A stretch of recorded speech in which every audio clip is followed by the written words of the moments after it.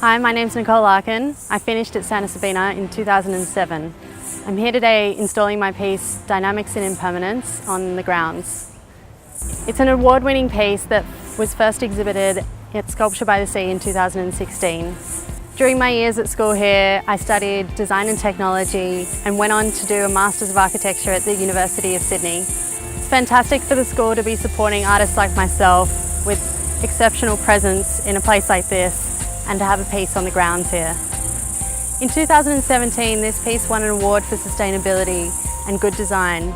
And the reason that it's been designed to be sustainable is because it's a flat pack solution. It can be put up in different areas and taken back down. It doesn't have to be a one situation use and then go into landfill.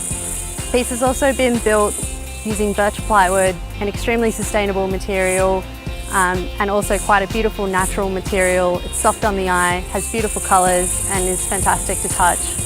What was most important to me when I was a student at Sabina was to see other people doing the things that I aspired to do in my life. Being able to be part of that now, exhibiting a piece on the grounds here, I hope that it really inspires the girls